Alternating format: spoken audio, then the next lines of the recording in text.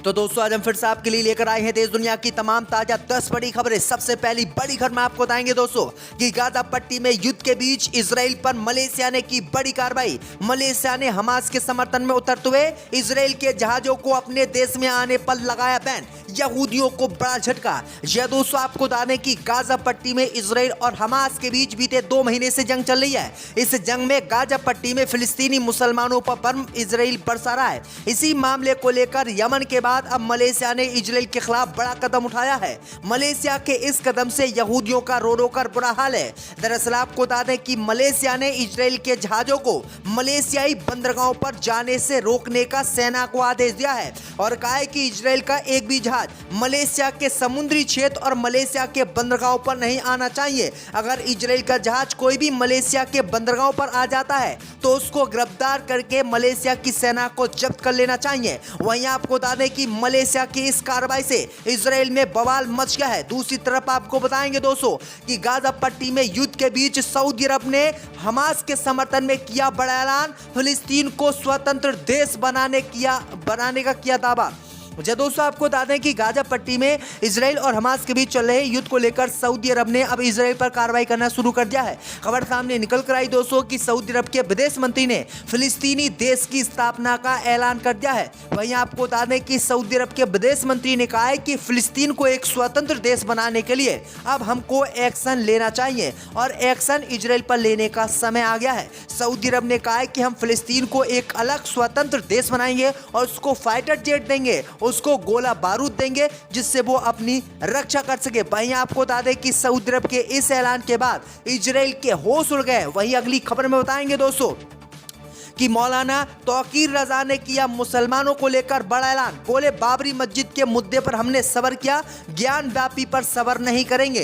दोस्तों आपको बता दें कि बाबरी मस्जिद और राम मंदिर के फैसले के बाद अब मौलाना तौकीर रजा ने ज्ञान व्यापी मस्जिद पर बड़ा बयान दिया है। दरअसल आपको बता दें कि ज्ञान व्यापी मस्जिद पर जो मुसलमानों ने कोर्ट में याचिका डाली थी उन सभी याचिकाओं को कोर्ट ने खारिज कर दिया। इसी मामले को लेकर मौलाना तौकीर रजा नाराज हो गए और मौलाना तौकीर रजा ने ऐलान किया है कि हमने बाबरी मस्जिद के मुद्दे पर सब्र किया, ज्ञान व्यापी मस्जिद के मुद्दे पर सब्र नहीं करेंगे। इस बार सड़कों पर लड़ाई लड़ी जाएगी। हमारी भी आस्था है क्योंकि सुप्रीम कोर्ट ने आस्था के नाम पर बाबरी मस्जिद को तोड़वाकर वहां राम मंदिर बनाने का हिंदुओं को आदेश दिया था। अब मौलाना ने कहा है कि हम सुप्रीम कोर्ट का आदेश भी नहीं मानेंगे क्योंकि हमारी आस्था अब सुप्रीम कोर्ट से बड़ी है। क्योंकि सुप्रीम कोर्ट का एक आदेश तो हमने मान लिया, बाबरी मस्जिद तोड़वा ली, लेकिन अब ज्ञान व्यापी मस्जिद को किसी भी कीमत पर नहीं टूटने देंगे और हम लड़ाई लड़ेंगे। इसी के साथ आपको बताएंगे दोस्तों कि गाजा पट्टी को लेकर यमन के लाल सागर में अमेरिका ने भेजी अपनी सेना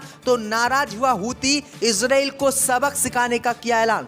दोस्तों आपको बता दें कि लाल सागर में अमेरिका और इजराइल से जुड़े जहाजों पर हूती विद्रोहियों ने हमला किया और कई इजराइल के जहाजों को कब्जे भी कर लिया। अब खबर सामने निकल कर आई दोस्तों कि इन्हीं जहाजों को छुड़ाने के लिए और लाल सागर में इजराइल के जहाजों की सुरक्षा करने के लिए अमेरिका समेत 9 अन्य देशों ने गठबंधन बनाया और अपनी सेना को लाल सागर में भेज दिया। इसी की खबर सुनते ही हूती विद्रोही काफी नाराज हुए और हूतीस ने अब अमेरिका को ललकारते हुए कहा है कि अमेरिका ऐसी गलती ना करे। उसने 9 साल पहले भी ऐसी गलती की थी, तब भी हमने उसे धूल चटा दी थी और वो जंग हार गया था और अब फिर वही गलती करने जा रहा है। उन्होंने कहा है कि इजराइल और अमेरिका और जो 9 देश हैं उनके सभी देशों की सेनाओं को हम लाल सागर में धूल चटाएंगे और किसी भी कीमत पर इजराइल अमेरिका के सामने नहीं झुकेंगे। तो ये बड़ी अपडेट आ रही दोस्तों। इसी के साथ आपको बताएंगे दोस्तों कि इजराइल की सेना में काम करने वाले दक्षिण अफ्रीका के लोगों को होगी जेल,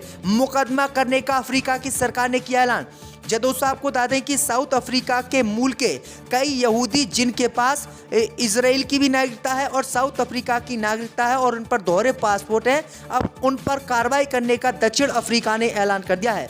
दरअसल आपको बता दें कि ये साउथ अफ्रीका में कुछ यहूदी रहते हैं, इनमें से कुछ यहूदी इजराइल की सेना में भी काम करते हैं। जो इजराइल की सेना में काम करते हैं उन यहूदियों की अब जो है सामत आ गई। दक्षिण अफ्रीका की सरकार ने उन सभी पर मुकदमा करके उन्हें जेल में डालने का आदेश दिया है। दरअसल आपको बता दें कि गाजा पट्टी में जो इजराइल और हमास के बीच जंग चल रही है, उस जंग में इजराइल के खिलाफ दक्षिण अफ्रीका है। दक्षिण अफ्रीका ने फिलिस्तीन और हमास का शुरू से ही खुलकर समर्थन किया था। और अब खबर सामने निकल कर आई दोस्तों कि जो साउथ अफ्रीका के मूल के यहूदी हैं, जिनके पास दोहरी नागरिकता है और वो इजराइल की सेना में भर्ती हैं, उन सभी पर अब दक्षिण अफ्रीका की सरकार मुकदमा चलाएगी और उन यहूदियों को अपने देश से बाहर निकालेगी और किसी भी कीमत पर उनको अपने देश में नहीं रखेगी। तो ये बड़ी अपडेट आ रही दोस्तों कि दक्षिण अफ्रीका ने ये बड़ा ऐलान किया है, जिसके बाद इजराइल की चिंता बढ़ गई है।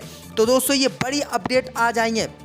भैया आपको बता दें कि अमेरिका लगातार यही धमकी दे रहा है कि जो यहूदी फिलिस्तीनी मुसलमानों को परेशान कर रहे हैं उनको भी सबक सिखाया जाएगा। इसी के साथ आपको बताएंगे दोस्तों कि डोनाल्ड ट्रंप को लगा चुनाव से पहले झटका, कोर्ट ने किया राष्ट्रपति पद के लिए अयोग्य घोषित। दोस्तों आपको बता दें कि अमेरिका के पूर्व राष्ट्रपति और रिपब्लिकन पार्टी की ओर से राष्ट्रपति पद की रेस में सबसे मजबूत दावेदार माने जा रहे डोनाल्ड ट्रंप को बड़ा झटका लगा है। ट्रंप को राष्ट्रपति पद के लिए अयोग्य घोषित कर दिया गया है।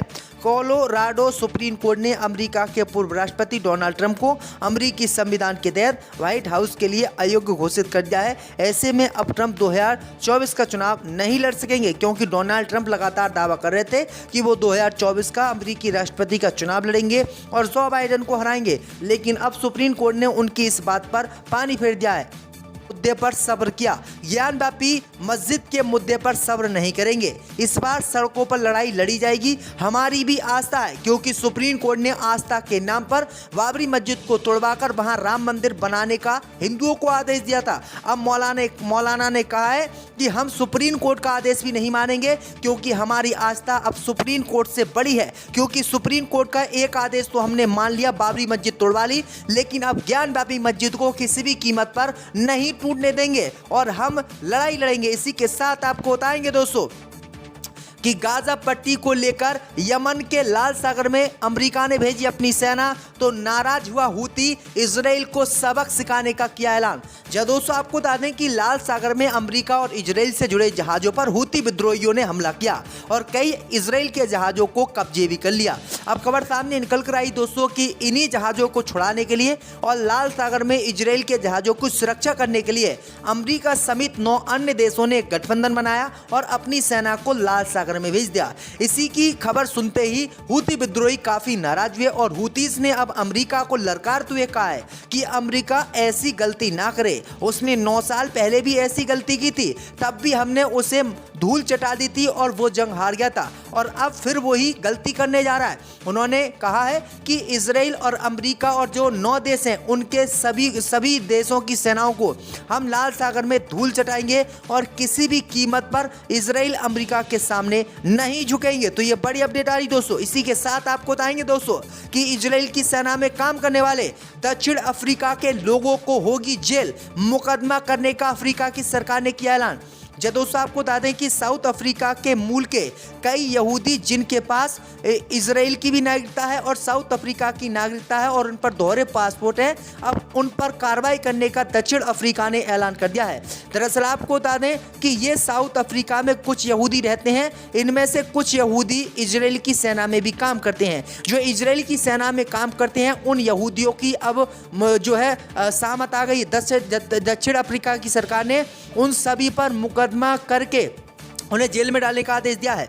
दरअसल आपको बता दें कि गाजा पट्टी में जो इजराइल और हमास के बीच जंग चल रही है, उस जंग में इजराइल के खिलाफ दक्षिण अफ्रीका है। दक्षिण अफ्रीका ने फिलिस्तीन और हमास का शुरू से ही खुलकर समर्थन किया था। और अब खबर सामने निकल कर आई दोस्तों कि जो साउथ अफ्रीका के मूल के यहूदी हैं, जिनके पास दोहरी नागरिकता है और वो इजराइल की सेना में भर्ती हैं, उन सभी पर अब दक्षिण अफ्रीका की सरकार मुकदमा चलाएगी और उन यहूदियों को अपने देश से बाहर निकालेगी और किसी भी कीमत पर उनको अपने देश में नहीं रखेगी। तो ये बड़ी अपडेट आ रही दोस्तों कि दक्षिण अफ्रीका ने ये बड़ा ऐलान किया है, जिसके बाद इजराइल की चिंता बढ़ गई है।